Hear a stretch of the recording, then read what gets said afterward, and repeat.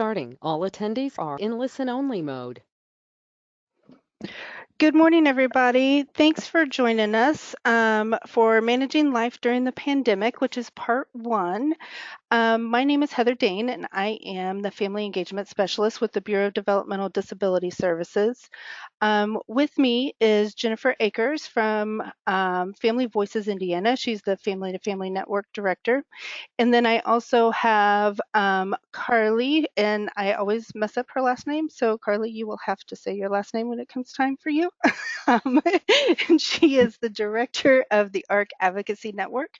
So the three of us have come together to share some information with you, just because we know managing life right now is really tough. And so we're hoping to go through and give you quite a bit of information today. And if you have questions as you go along, feel free to type them in the chat box.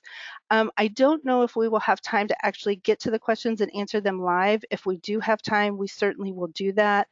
But if not, you can direct your questions specifically to one of us or all three of us, or we will also reach out to you and help answer those questions as well. So just today, what we are going to talk about is I am going to talk about how to maintain relationships while social distancing. Jennifer from Family Voices is going to talk about and give you some tips on learning from home, because now many of us have become teachers and are struggling with how to do that. And then Carly is going to talk about what are some resources out there just to kind of help meet your basic needs, because we know financially life is getting tough right now for many of us. So that's what we plan to do today.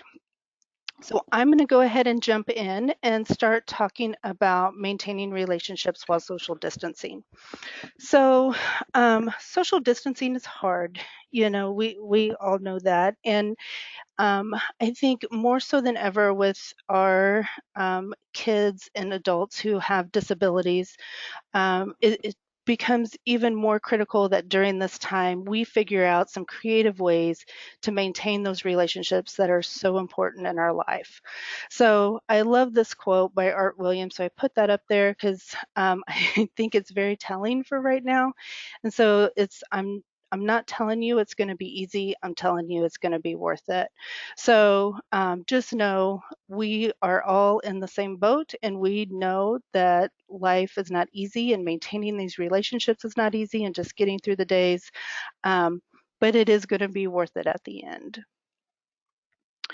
So, if you have ever heard me talk, most likely you've heard me talk about the life course framework. And I am not really going to talk about the life course framework today, but I am going to frame it in the way of the integrated support star, which is really a way to kind of think about what are all of those things that surround us in our life to kind of help meet our needs.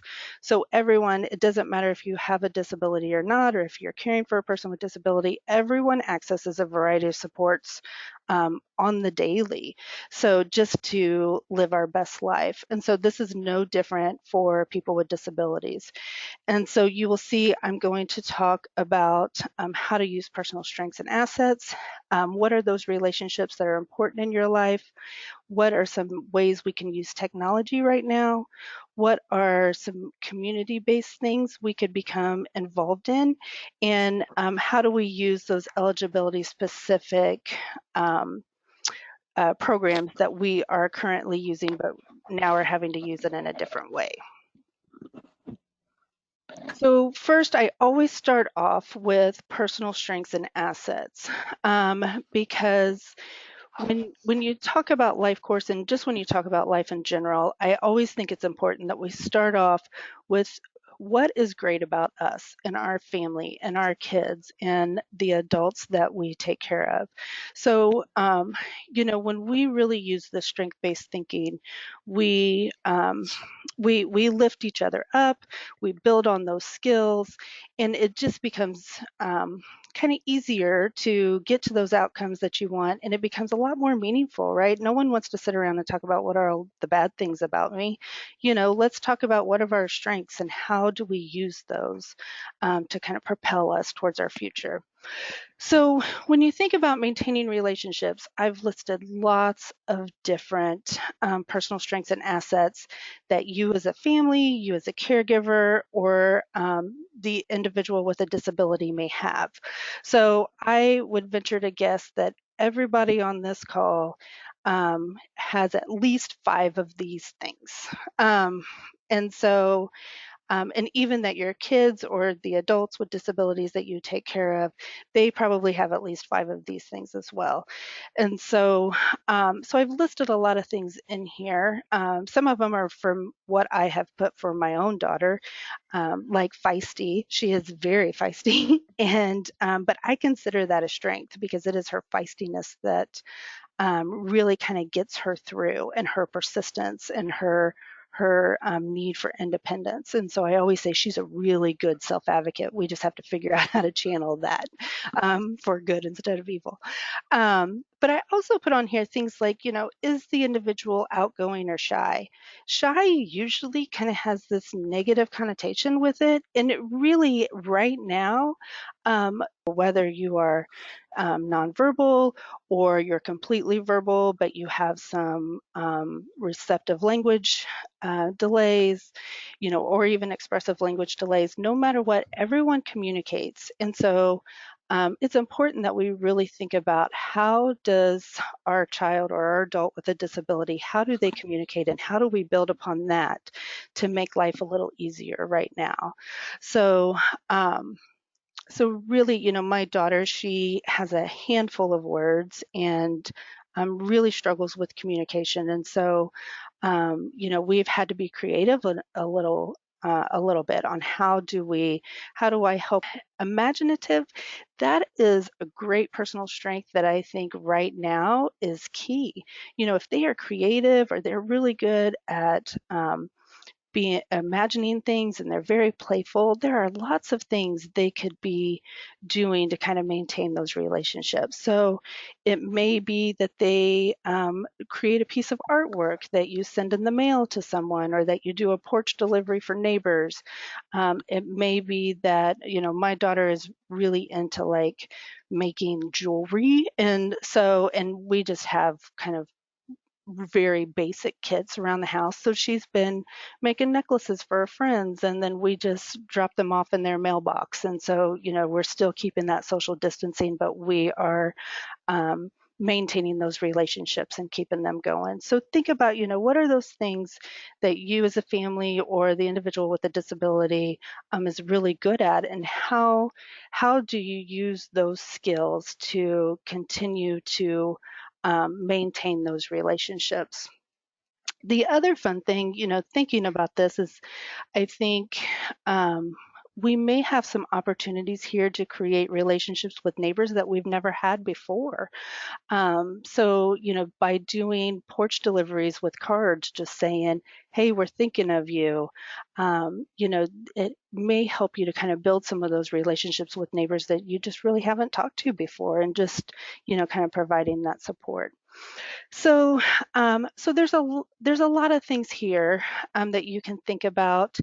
And the other thing, I just want to kind of point out is for those of us who or are kids or adults with disabilities, I would say, we are probably all very kind, and we are probably all very empathetic. And so those are great and necessary personal strengths to have right now, because I think it's important that we think about others right now, and we are able to kind of relate and understand where people are coming from and the struggles that they are having. So that is just a way for you to kind of think about how do you build upon the personal strengths and assets of not just your child with a disability, but your family and yourself. So then I would encourage you to start thinking about what are those relationships that are important, that you want to maintain in your life. And so, and I would say, this is not just for your child with a disability, but this is also for you as a caregiver. It's important that for our own mental health that we are able to maintain those relationships. So I've listed some ideas here of different relationships that we could possibly sorry, my child just came in here upset. So who are those families and friends who are really important to us right now? Who are those neighbors that we can be reaching out to? Classmates, are there specific classmates that kids are very connected with that you want to maintain those relationships? Are you members of clubs typically, and are there people in those clubs that you want to stay in contact with? Are there teachers who are really special and important in your child's life? Teammates, even boyfriends and girlfriends, adult with disabilities, they have boyfriends and girlfriends, right? And they may not be able to see each other right now. So, how do they maintain those relationships? And then even your direct support professionals, right now, I know a lot of us are struggling with staffing. And they are, the direct support professionals can be a very important part of our life.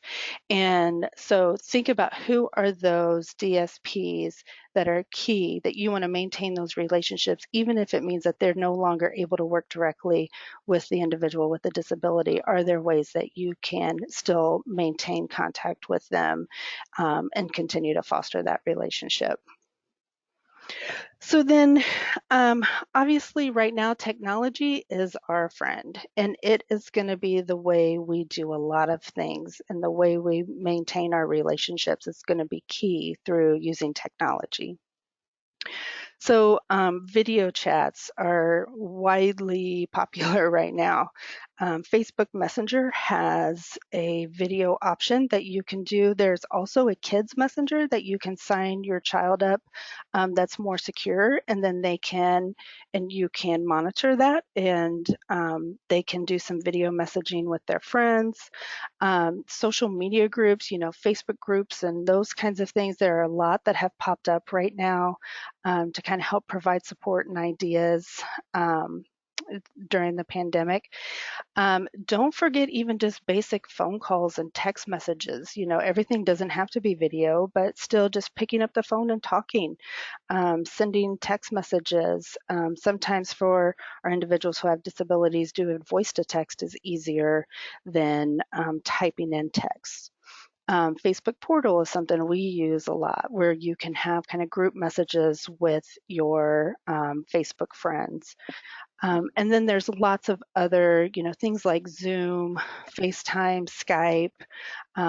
Those are all videos, kind of video messaging things that you can use that have free options that you can use. And then there's several different apps, and let me just say this, any apps that you do, I would recommend that you do a lot of research on, make sure that they're safe, make sure that you're monitoring those, because there are a lot of them out there. And so I just listed a few in here. The WhatsApp, Marco Polo, IMO, Snapchat, those are things that people can use to stay connected to those in their life. And even YouTube, you can create a YouTube channel and have kind of your own YouTube channel, which could be fun for some people. And then a lot of gaming systems. So for those individuals who are really into playing their game systems, there are options there where you connect with other people and play virtually with someone else. And so that may be an option. But again, any of these things, just make sure that you are doing your research and taking the proper precautions to keep them safe when they're chatting out there in the virtual world. So community-based, there are a lot of the things we did in the community, now they are offering the ability to do those virtually. One thing I would suggest is if you are part of a homeowners association, sidewalk. So, as you're out doing walks, it's just a way to kind of stay connected in your neighborhood. Best Buddies has an e-buddies option, so that would be a really great thing to access right now. The Y, the library, a lot of the hobby groups and faith communities, those all have online virtual options right now.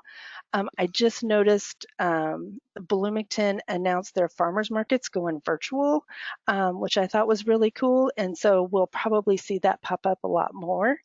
Again, gaming communities, there are lots of those that you can do, virtual book clubs.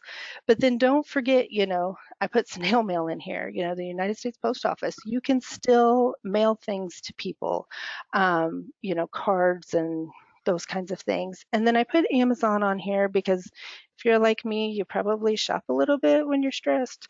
Um, but if you are an Amazon Prime member, Amazon has on their website like a section where you can find gifts for under $10. So if you just wanted to send a little something to someone to say, hey, I'm thinking about you, that's just another fun, creative way to kind of continue to maintain those relationships and those connections.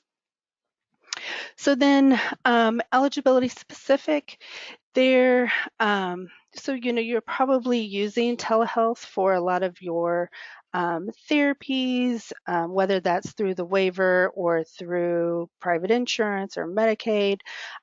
So that's a great way. The therapists that are in our lives are really important to us. And so, being able to do it through telehealth allows us to maintain those relationships. School, special education programs, classroom chats, day program chats, remote work options, all of those are things that we ourselves and our kiddos can do, and our adults with disabilities can do to continue to access those services, but also to maintain those relationships that we had when we participate in any of those type of eligibility specific programs.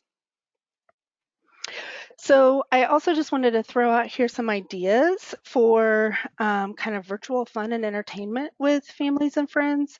So, don't forget you can call someone and still watch a movie together or a favorite TV show together. You can, do that over the phone or virtually. You can play a game with if you do kind of a group virtual chat, you could do like charades or trivia or Pictionary. You can still have a date night and dinner and lunch dates and coffee dates and those kinds of things. A lip sync battle, which would be really fun. You could do some videos where you're lip syncing and sending them back and forth to each other. Lots of museums have tours right now, and so you could do that. You could set up to do that with a friend or a family member who and do those virtually. You both could do those kind of together virtually. If you're really creative and you like to entertain, you could put on a play or a private concert and invite your friends to kind of sit and watch. You could start your own book club. So there's lots of things that you could kind of do virtually to still kind of have some fun and maintain those relationships. So I know there will be lots of questions and things about services and how the Bureau of Developmental Disability Services is responding to COVID-19 and delivery of our services. So what I would suggest is that you follow us on Facebook, you get on the Division of Disability and Rehabilitative Services website. We have a COVID-19 specific website that you can get on and see guidances and webinars. You can sign up for the Envision newsletter for families and self-advocates. And so those are just ways to kind of stay connected with us at BEADS and any kind of other helpful information that we want to share, just like these kinds of webinars, we always announce that. So now I am going to hand it over to Jennifer with Family Voices. Thanks. I am Jennifer Akers. I'm the project director for Family Voices Indiana. We are the Family to Family Health Information Center for the state. And we all have children with special health care needs and disabilities, and we're trying to figure out this mess too. So I hope to give you some ideas and also permissions to Perhaps focus on your family, but we'll talk about how we can learn at home right now. I taught middle school and high school English before my daughter was born, and then I homeschooled her from 3rd grade on when she decided public school wasn't for her. However, what you're doing is neither. You are crisis schooling. You're trying to implement what your child's teachers would be teaching, and you're probably trying to teach more than one child and perhaps juggle a job that you're now trying to do from home. So let's just take a minute to breathe and realize that you and your child's mental health is the priority right now. You need to keep them safe. That's it. Everything else is a bonus. Even though your child won't be returning to the school building this school year, this crisis is still only 3 months of your child's entire education. Even if you do nothing, they will be okay. But let's explore some things you can be doing, learning at home with your child. Next. I thought I'd use the Life Course Star 2 to guide our conversation. I filled it in with some suggestions and general categories that would be true for many of our kids. If you'd like to use it as a tool, just fill it in with items that are unique to your child and might support you both. Supporting learning at home is hard, but it's going to be easier if you concentrate on your child's strengths and assets and other resources that are available to help you. You don't have to do this alone, even if it feels like it. And also realize that your child needs time to adjust. This is not their normal. You can't just jump into trying to do this within a day and expect that that's going to work out well. You're also reeling from the changes. You're trying to find toilet paper. Your spouse might have lost his job. You're afraid to go outside. Don't expect this to go smoothly. Be flexible, go slow, adjust as you need to, and just do the best you can. Now let's look at some of the different options for support in the STAR. Next. If you've been at this a few days or weeks, it might not be going smoothly. That's to be expected. Teachers are also trying to figure this out. How to do e-learning, how to use video conferencing, how to make accommodations. If you're struggling, it's probably related to things your child finds especially challenging and things you find challenging. It's not your comfort zone. So focus on your child's strengths and what'll help them thrive. If they need structure and routine, work together to make a visual schedule of what the days will look like. And this does not mean you have to replicate school. In fact, you can't. You have one child or a few, not a whole classroom. Things don't take as long to teach to one child. Don't try to fill what would have been the entire day, school day, and don't feel guilty about that. If your child tends to be more curious and creative, then consider child-led learning. What interests him? My child loved geography, science, music. So we learned about the states through collecting the state quarters and visiting the state websites and taking virtual tours of those states. She also loved music, so oddly she enjoyed the state anthems that we listened to on YouTube. You may not realize this, but each state has an anthem. Multiple intelligences is a teacher word, but it just means you recognize that everybody learns differently and has different ways of demonstrating mastery. Unless your child loves worksheets, don't use them. Talk to your child's teacher about hands-on activities or other options. Support your child's interest in drawing, speaking, acting, writing music, problem solving, dance, however they best express themselves. There are other ways to show you what they've learned. Maybe they write a poem about it. Maybe they write a song about it. Maybe they do interpretive dance. They don't always have to show you on a worksheet. If they have sensory needs, give them fidget toys. Create sensory boxes. Allow for some physical activity to let them regroup and focus. Give them breaks throughout the day. Some children thrive in school because they learn from other children. That's missing right now. See if siblings might be able to teach one another a thing or two. Ask your child's teacher if they can facilitate video conferencing or calls with peers. I listened to one of my child's friends explain to her that a lowercase q is just a P backwards. They have their own language. So see if you can access that. Next. Many of us send our children to school for the socialization. They're with their peers, they're learning how to work together, how to share, and that's missing right now. Many of the ideas Heather shared in her presentation might be great ways to nurture relationships with all of the people who are important to your child and to you. Ask for help. Your child's teacher's still working. My husband teaches high school and he's home right now, but he's creating lesson plans, hosting video conferences, etc. If the resources being sent home aren't working for your child, ask for help. See if there are other options for learning some of the subject matter. If your child was receiving therapies at school and you're struggling with handwriting or appropriate seating or communication devices, things the therapist helped with, ask for help. See if telehealth is an option or just a video call check-in. Again, don't try to replicate school, but do focus on your child's most important needs, whether it's communication or fine motor skills or gross motor skills. If the seating you have at home isn't working well, ask the occupational therapist for suggestions on how to adapt it. Many moms are frustrated because their child will not listen to them. Your dynamic with your child's different than the one they probably have with their teacher, because they know what buttons to push with you. See if you can swap teaching with another mom or a friend or a family member. Let grandpa read to them over the phone. Teach your friend's child a subject you feel comfortable with, and then let your friend's mom teach them. And just give them time to talk to friends. They feel isolated. They miss them. See if you can arrange time for them to communicate via email or text or video with some of the tools that Heather mentioned. Next. Right now, before the school year ends, teachers have the responsibility to teach your child. It's not realistic that it's going to look the same or that an IEP can be followed to the letter, but ask them for help.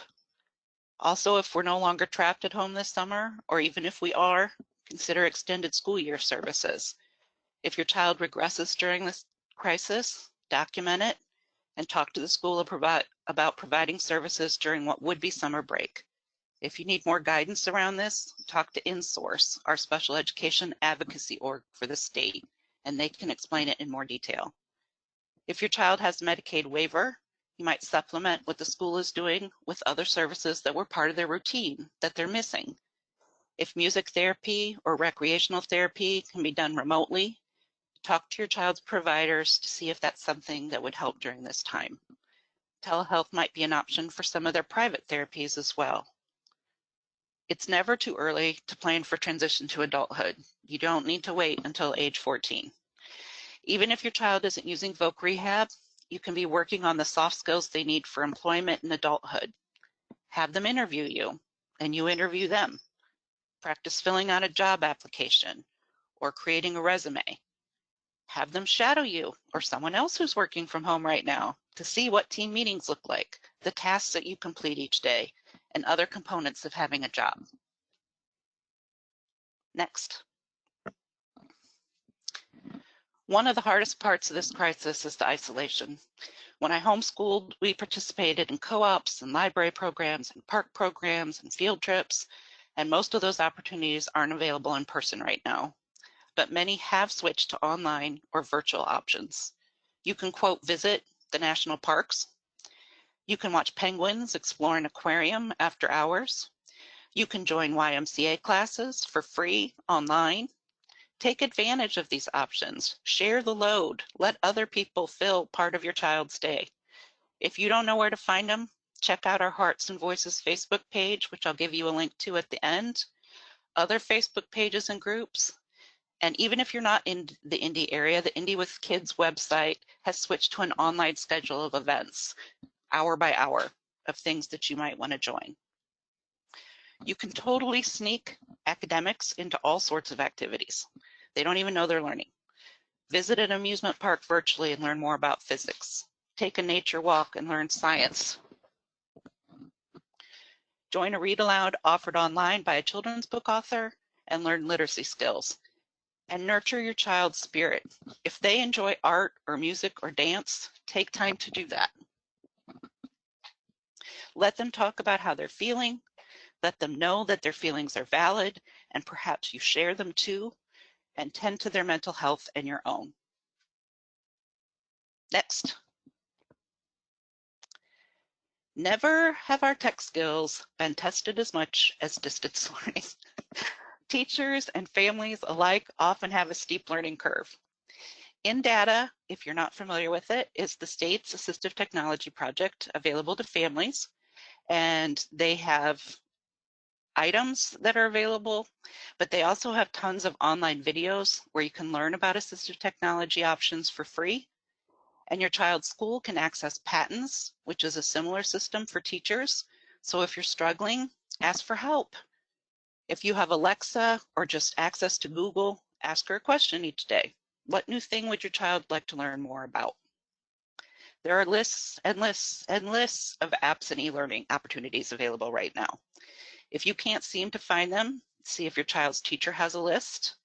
The Indiana Department of Education also just updated their remote learning resources to include information about free or low-cost internet options if you have a need for that, subject area and grade level specific digital learning sites, ideas to extend learning for all students, and educational companies offering free services. They have an entire list for teachers, which you're also welcome to use because that's what you're trying to do right now, but also one for families. So explore that site and look at all of the things that are available right now.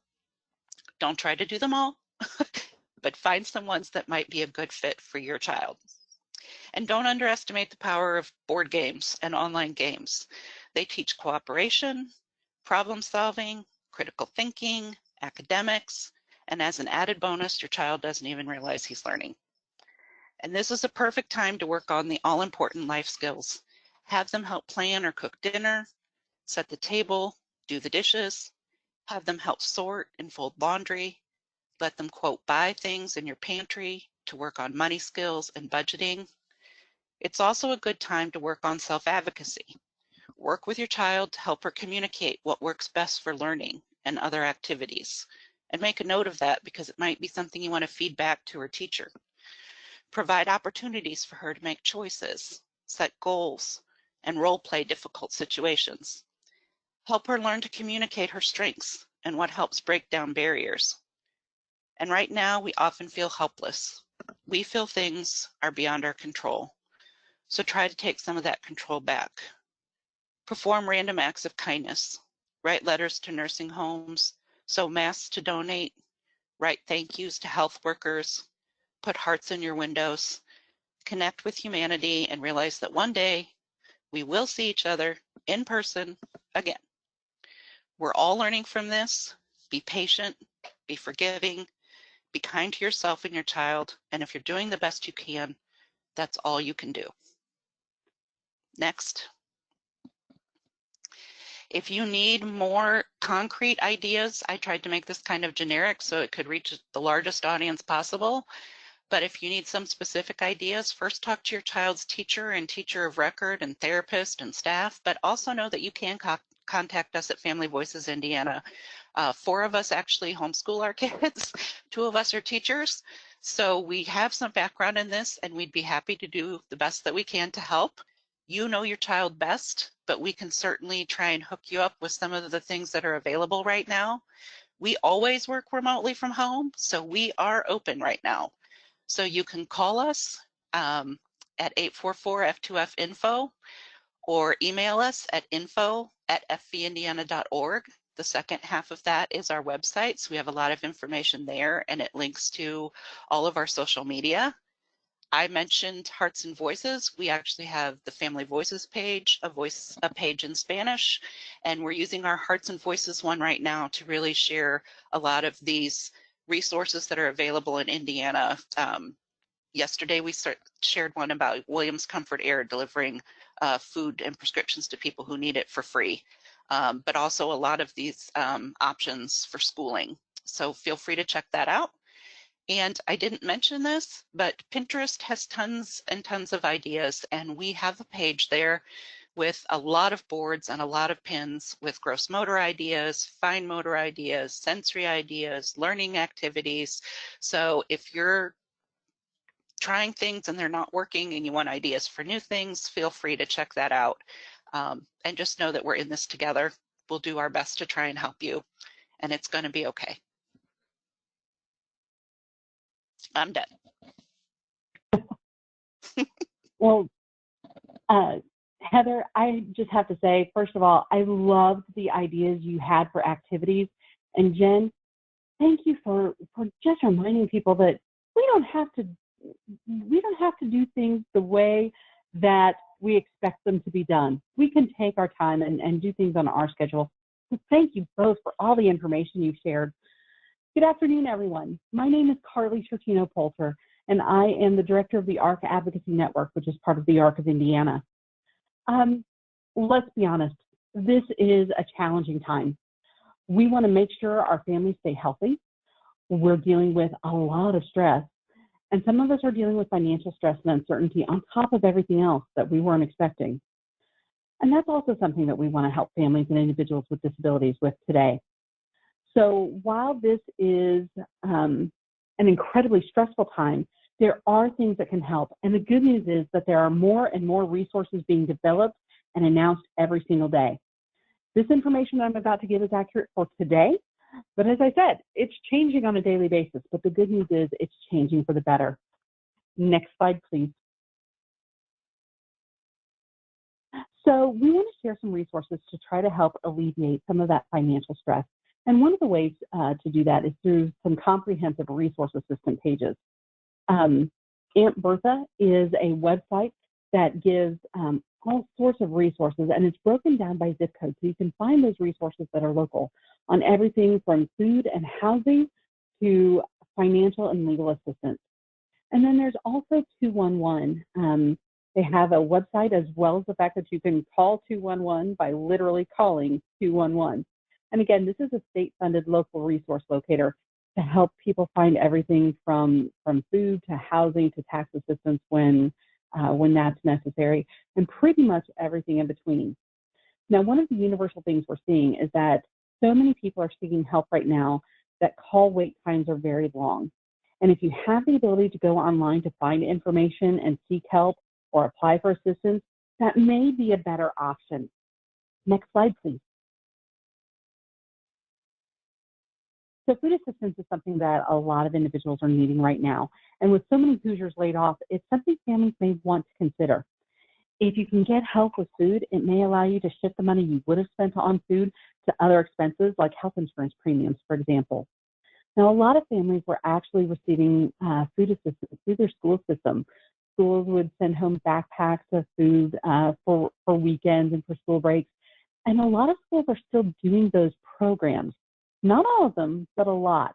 And so families may want to call their school system or email their teacher of record to find out if and how their school is still conducting this program. Food pantries are another option. The state has actually just developed a new food assistance availability map. So you can see the website right there, or you can just Google Food Assistance Indiana, or go to the Division of Family Resources website to get this map.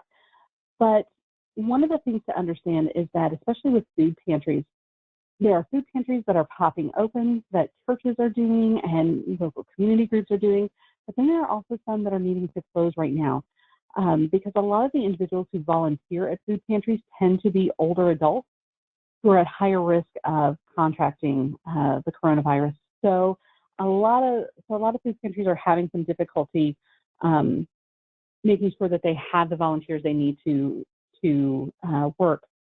So, but the good news is schools and food pantries both are putting new procedures in place to ensure social distancing and keeping everyone safe. So that's one of the things that some of these things may be changing the process of how they get food to people, but they are still available. And I also want to say, if you are someone who is healthy, and if you are not in a high-risk group, you may want to consider contacting your local food pantry to see if they need additional volunteers in this time. Next slide, please. So SNAP, the Supplemental Nutrition Assistance Program, is another food assistance option. Now, it does require an application, and there are income guidelines. But as I was saying earlier, things are changing on a daily basis. Yesterday, the state announced that they're making it easier for able-bodied adults without children to get SNAP benefits. Previously, you could only get 3 months worth of SNAP benefits in a 5-year period.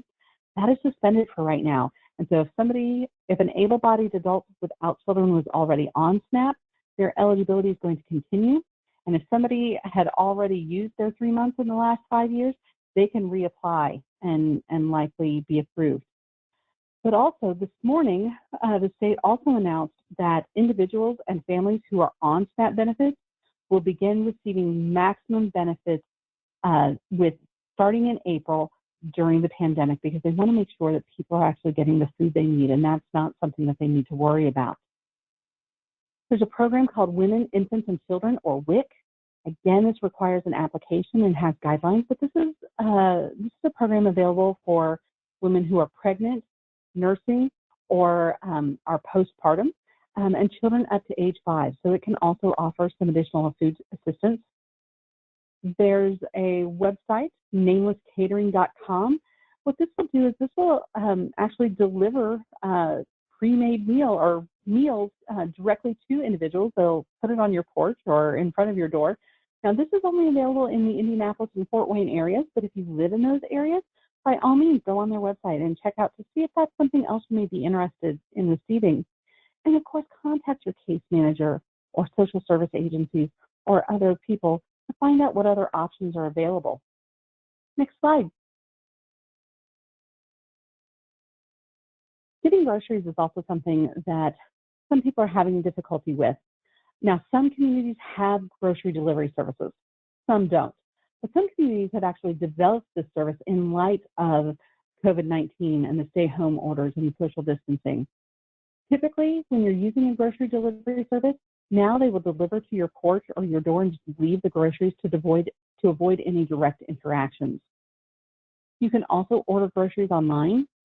Typically, when you're doing that, you're going and picking up the groceries, but you pull up in front of the grocery store and they help load the groceries into your car so that you're not having to go into the store. And some stores will accept EBT cards as payment even online. So that's something that you can check out to see if that works for your situation. And I do want to say, things like this may take longer than usual. There's a lot of demand for these services. They're getting a lot more people requesting the use of these services. So you're likely not going to get same-day grocery delivery or same-day online ordering. But 2 to 5 days is fairly common depending on where you live and what the capacity looks like. Next slide, please.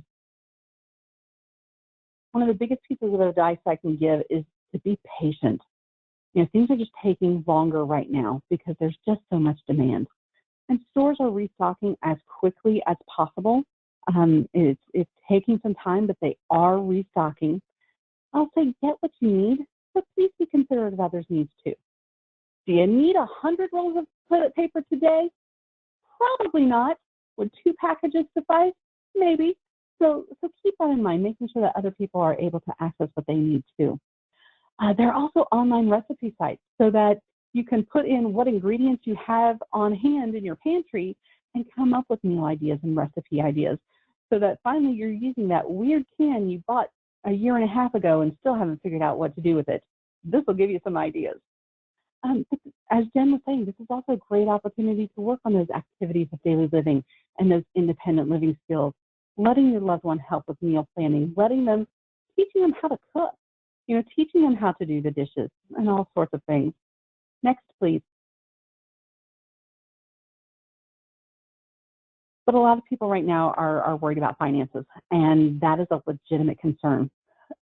Many banks, mortgage companies, landlords, credit cards, utilities, wireless providers, and car loan programs are offering financial relief to those affected by the pandemic.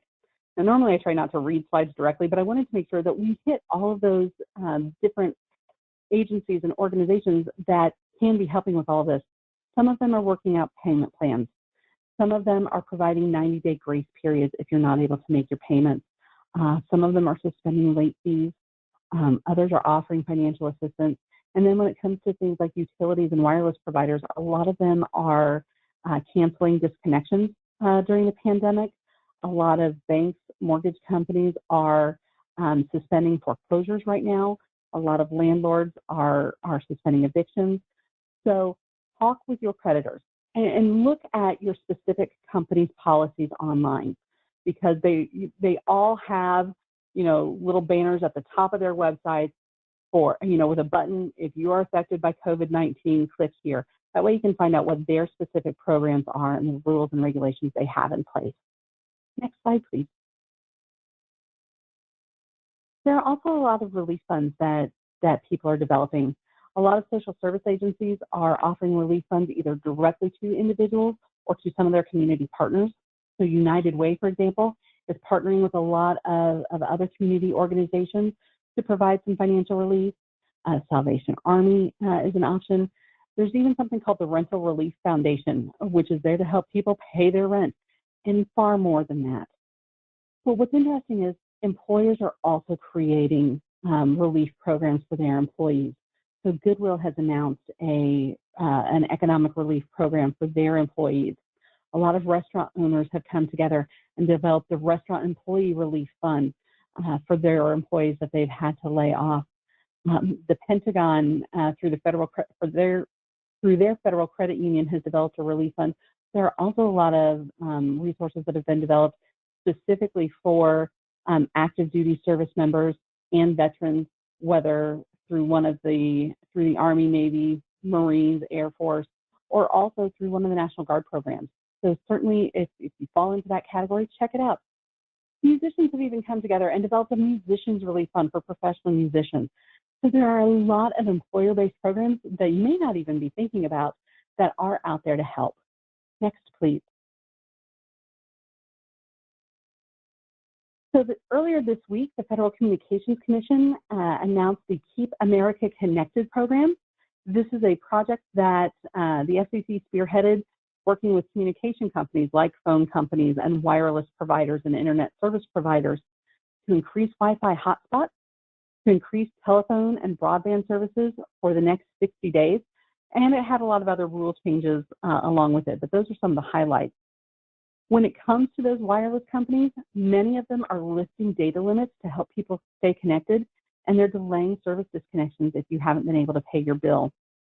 A lot of internet service providers are also offering free or very reduced cost internet access to lower income families and families affected by the pandemic for the next few months. A lot of them are eliminating data limits because they know so many students are using e-learning. And now, of course, a lot of people are working from home, so they're wanting to make sure that people can do that. So even if you haven't had internet before, this may be a time to contact those internet service providers in your area to find out what options they are offering. A lot of them, as I said, for the next 60 days are offering significantly reduced prices on internet access. And then after 2 months, you can cancel and be perfectly fine. Next slide, please. You also want to update government programs because a lot of government programs such as SNAP and SSI are income-based. And regardless of COVID-19, you always need to update those programs when your income changes. Now, under normal circumstances, it can take a couple of months for benefits to adjust to meet those different income levels. With all the increased calls that they're getting, it may take a little longer to process that. And as I said, with SNAP, they just announced that everyone in Indiana will be getting the maximum SNAP benefits available, but you still want to update them with your income information. Next, please. You can also still apply for government programs. Medicaid, SNAP, WIC, unemployment, SSI, and SSDI, they're all still accepting applications. Now, I will say online applications are preferred because they've got so many people who are calling in.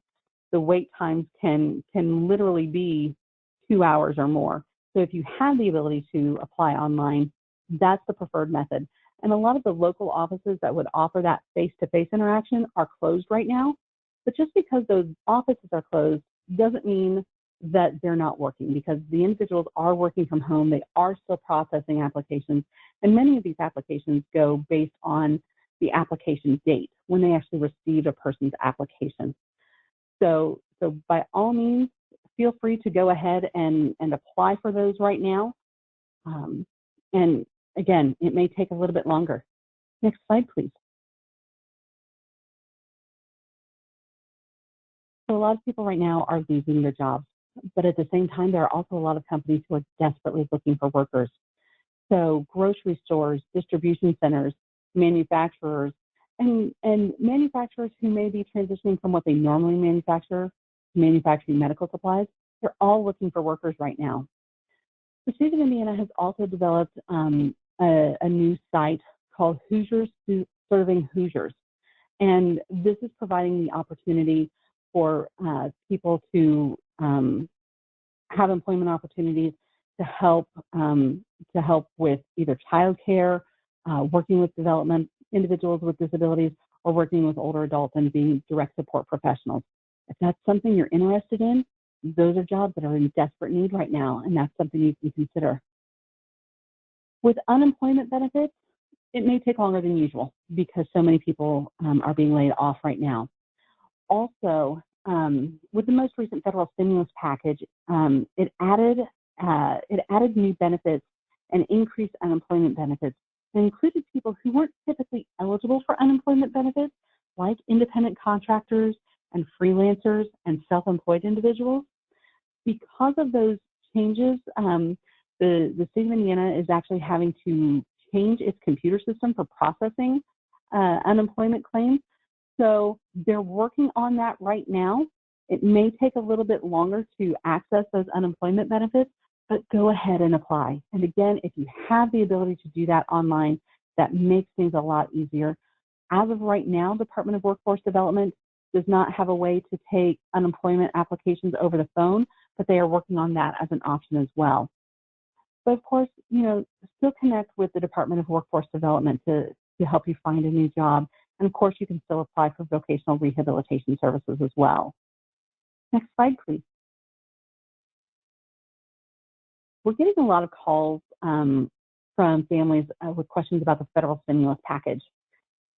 Generally speaking, taxpayers who have a Social Security number may be able to receive a stimulus check, and they're going to base the amount of that stimulus check on a person's 2019 taxes if they have already filed, or their 2018 tax returns if they have not. And again, this is another one of those things where things are changing in a good way on a pretty regular basis.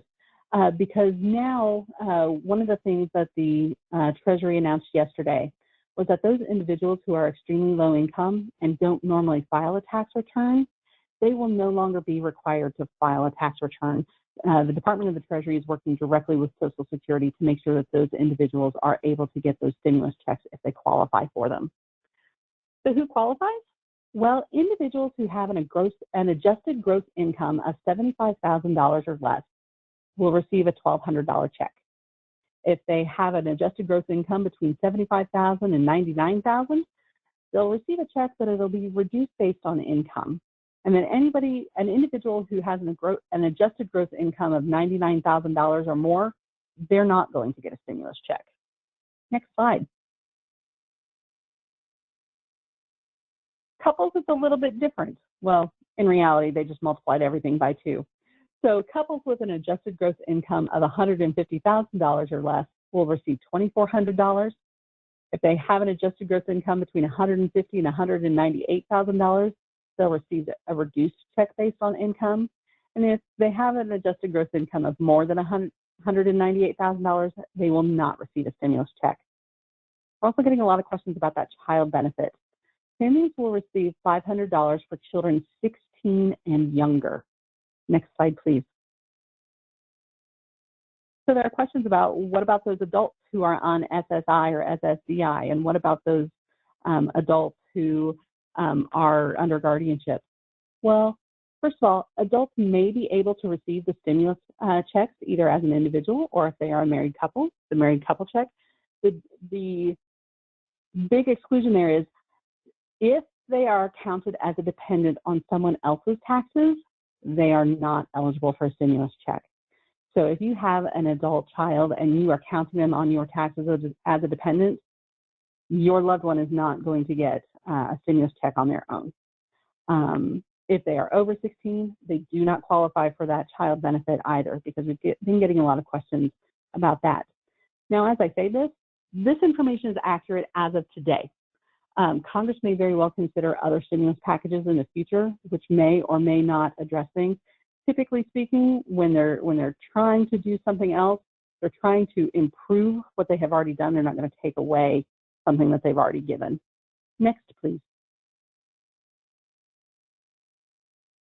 When it comes to non-COVID-19 healthcare, as Jen and Heather were saying, a lot of medical providers are offering telemedicine either through the phone or online platforms such as Zoom or Skype or some other form of video chat. If you need medical attention for issues other than COVID-19, contact your healthcare provider first to see how they would like to treat you, because they may prefer to treat you remotely so that they're not exposing you to any other viruses. Also, a lot of mental health providers are also encouraging telehealth options to make sure that they're still meeting the mental health needs of their patients. And some are still doing intakes right now, especially when it comes to those mental health providers, because this is such a stressful time. If you need that, contact your community mental health center or contact a mental health provider to see if they're accepting new patients. Next, please. To get up-to-date information, especially information from multiple agencies, please check out the ARC of Indiana's COVID-19 information and resource page at arcind.org. You can actually type in the whole thing, or you can just go to our main site and click COVID-19. Next, please. But as Jen and Heather were saying, this is a time where we still want to live our good life. We still want to live the best life possible. And it's important to keep working for that vision of a good life. So integrate these resources that we've been talking about today, the resources Heather's been talking about, the resources Jen has talked about, the resources I talked about.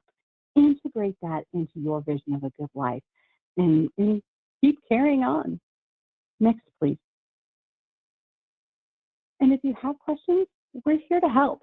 If you've got questions, if you're trying to find resources, by all means, contact the ARC of Indiana and ask to speak to a family advocate. You can go on our website and submit a contact us form. You can email us, but you can also call us at 1-800-382-9100. Next, please. And those are just ways that you can stay informed with what all is going on. Next. Thank you, Carly, so much. That was great information. So we are coming at the end of our webinar. I hope you found all this information helpful. Jennifer and Carly have some great resources, and Family Voices and the ARC of Indiana are wonderful organizations to reach out to as you're trying to navigate this new world. So I wanted to let you know we do have another family webinar that will be scheduled, or that is scheduled. It's Tuesday, April 7th from 1 to 2. Where we will have kind of the same format here, but we are going to talk about planning for the future. So this is something that has been kind of thrown in our face as moms right now, right? Like we keep putting it off, but now I think we really need to kind of think about what are some ways to plan for the future. Managing challenging behaviors with adults and children. I know I could use some of that information myself. I feel like I'm having some behaviors, and as you heard, my own daughter is. So you're not alone here. And then also reducing caregiver burnout, because we know that that's already an issue, and right now we really need to be figuring out how to take care of ourselves. So on any of our Facebook pages or our websites, you will be able to find information about how to sign up for that next webinar, and hope you can join us. So thank you so much for taking the time to listen. Just an FYI, if you had to hop off and hop back on for any reason, this will be recorded and posted to our website. And so you can go back and revisit that, and you can reach out to any one of us with any kinds of questions, concerns that you may have. So good luck, hang in there, and remember, you're not alone. We're all in this together.